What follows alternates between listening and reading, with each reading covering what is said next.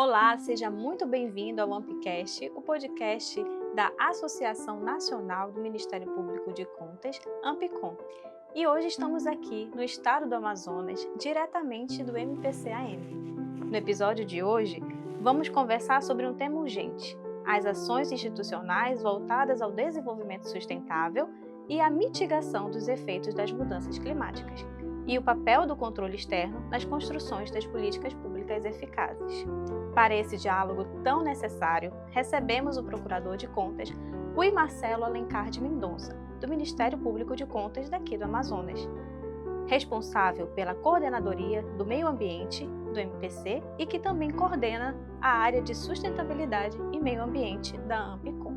Ele é professor, pesquisador e uma das principais referências nacionais no debate sobre o clima, sustentabilidade e gestão pública responsável. Procurador de Contas, é um prazer tê-lo conosco. Muito obrigado, Karine, por esta oportunidade pela qual nós podemos informar sobre o trabalho do Ministério Público de Contas aqui no Amazonas. Procurador, em novembro tivemos a COP30, que foi realizada em Belém. E também nos aproximamos do prazo estabelecido para alcançar os Objetivos do Desenvolvimento Sustentável da Agenda 2030. Diante desses marcos, como o senhor enxerga o momento atual para o Brasil e especialmente para a Amazônia? É um momento desafiador, porque se trata de uma situação que impacta o planeta todo. Entretanto, de maneira diferenciada, conforme a região, a população. E aqui na Amazônia, no Amazonas, nós estamos muito vulneráveis a essa transição, a essa mudança do clima. E, em virtude disso, o que se coloca é uma emergência de estruturarmos política pública para pôr a salvo a população, para reduzir os riscos de desastres e entrar numa nova maneira de viver que seja digna e, ao mesmo tempo, resiliente a essas mudanças todas. E quando falamos em sustentabilidade e mudanças climáticas, por que esse tema se tornou tão central para a administração pública e os órgãos de controle? É uma questão vital, porque ela repercute no sistema econômico, no sistema social, educacional, sanitário, em diversas áreas nós temos o risco de impactos que podem prejudicar as populações, prejudicar o interesse geral das pessoas. Então, isso demanda uma atuação do Estado, que, aliás, está determinada constitucionalmente. Ele tem o dever de criar política pública para evitar que essas consequências penalizem as pessoas. Então, daí isto ter se tornado, né, não só uma aspiração para o futuro, mas um desafio para que nós possamos sobreviver e manter uma sadia qualidade de vida, já que estamos na beira de um precipício. Agora, avançando para uma perspectiva mais institucional, o MPC do Amazonas tem uma atuação consolidada na agenda climática que vem sendo construída desde 2016. Poderia explicar para nós como esse trabalho foi estruturado ao longo dos anos e qual o papel da Coordenadoria do Meio Ambiente nesse processo? O Tribunal de Contas e o Ministério Público de Contas do Amazonas despertaram muito cedo para esta vocação dos tribunais de contas do papel indutor de políticas públicas, dentre as quais as políticas para a sustentabilidade e o clima. Mais uma vez, frisando, porque aqui nós estamos muito vulneráveis, expostos aos impactos dessa mudança climática. Então, lá atrás, não é, acompanhando a política em nível internacional e nacional e sofrendo os efeitos da mudança do clima, nós concedemos prioridade ao assunto e, desde então, medidas têm sido feitas para melhorar o desempenho da administração pública, por exemplo, na principal causa de emissão que faz agravar a crise do clima, que é o desmatamento ilegal. Então, desde essa constatação, nós envidamos esforços por meio de várias medidas, recomendações, representações, a fim de provocar prefeitos, o governador, os agentes públicos de um modo geral, a agirem mais fortemente contra o desmatamento. Mais recentemente, também estamos cuidando da política de adaptação, para que nos preparemos, independentemente de uma queda das emissões, para vivenciar esses desafios que os impactos estão trazendo e trarão ainda mais. Recentemente, o MPC do Amazonas recomendou aos municípios a elaboração dos planos municipais da ação climática. Conte para nós o motivo dessas recomendações e quais os riscos do Ministério Público identificou para que esse planejamento tão essencial para os municípios e fosse especialmente para a região amazônica, né? Quais foram os riscos mais significativos que o senhor identificou para esses municípios, inclusive para a região amazônica?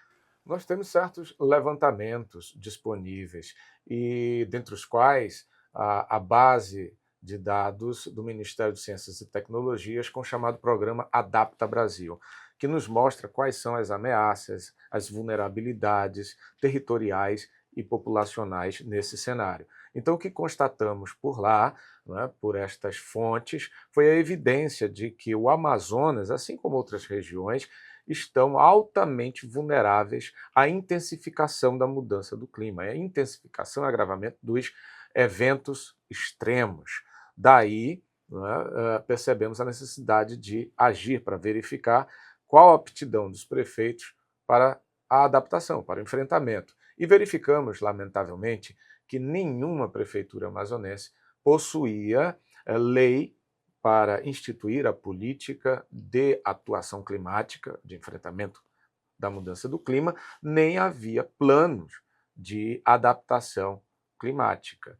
Diante dessa lacuna abrangente, que significa a falta de um pensar e de um agir para proteger a população, o que fizemos foi expedir recomendações a todos os prefeitos, a elaborar, inclusive, um texto para servir de base para um projeto de lei, né, municipal, instituidora da política pública, uma contribuição nossa, apesar de não ser nossa tarefa redigir projeto de lei, e, finalmente, deduzimos representações ao Tribunal de Contas para chamar todos a virem à mesa. É este nosso objetivo a concretizar em 2026. O próximo passo é que façamos um processo estrutural, dialogado com os prefeitos, para agilizar as providências, não só no sentido da lei, no sentido do plano, mas medidas estratégicas em todas as secretarias, em todos os setores, para verificar quais são as fragilidades e o que se pode fazer no curto e médio prazos para salvaguardar os sistemas que estão expostos, não é? Na educação, para que as escolas não tenham que suspender aulas, nos hospitais, para que não sofra prejuízo o tratamento do doente, porque vai alagar pela chuva forte, porque temos enchente, temos estiagem, etc. Então, tudo isso requer um grande pensar que estamos ajudando a fazer no curto prazo, para evitar que se repitam desastres que estão ficando cada vez mais frequentes, constantes no Brasil e no mundo. Toda essa experiência no Amazonas acabou inspirando uma campanha nacional coordenada pelo senhor no âmbito da Ampicom. O senhor poderia compartilhar com a gente os objetivos centrais dessa campanha? Bom, o que vimos aqui nos inspirou a compartilhar com os colegas, não é, que o assunto é grave, é emergencial e que sugere algum tipo de providência, se assim considerarem, em seus ofícios. Então, o que fizemos apenas foi a generosidade de pôr à disposição dos colegas algum trabalho que fizemos no assunto, para que pudessem aproveitar. Então, isto significa colocar à disposição uma campanha para as recomendações em todo o Brasil, para que todos os prefeitos, todos os governadores brasileiros possam formar equipes de trabalho para pensar em como diminuir as emissões de gases de efeito estufa, e também preparar as cidades, né, por medidas e estratégias de adaptação e resiliência. Então, em síntese, a campanha é isso, é dizer, olha, aqui no Amazonas, assim como no Rio Grande do Sul, no Rio de Janeiro, São Paulo, Mato Grosso, diversos estados, a situação é ruim, vai agravar, então nós precisamos fazer algo. Duas linhas para agir: mitigação, não é, das emissões, significa descarbonizar, né, o setor público, a prefeitura, administração estadual pelos inventários de carbono e estratégias de descarbonização do setor público. É a função regulatória do Estado para exigir a mesma coisa dos empreendedores, do setor produtivo, da sociedade, que também busque diminuir sua pegada de carbono. Não é? Isso tudo requer um planejamento, que não é nosso, não é nossa função fazê-lo, não é do Tribunal ou do Ministério Público de Contas, mas ele vai induzir, ele vai incentivar que a autoridade competente faça os estudos e apresente oportunamente esse planejamento. Então, alguns colegas aderiram de pronto e hoje diversos estados já estão cuidando dessa pauta. Não porque temos algum tipo de influência pessoal, mas porque os fatos pedem. Né? A crise climática é uma realidade que vem com o tom de tristeza para muitas populações, muitos grupos que são repentinamente atingidos por essas intempéries, por esses eventos extremos e ficam sem qualquer guarida por parte do poder público, diante da fragilidade dos sistemas de defesa civil, do despreparo que as instituições públicas, de um modo geral, ainda têm para lidar com esse prognóstico científico, com essa realidade nova de suportar esses eventos todos. Procurador, sabemos que ainda existe muitas dúvidas quando o assunto é inventário de carbono.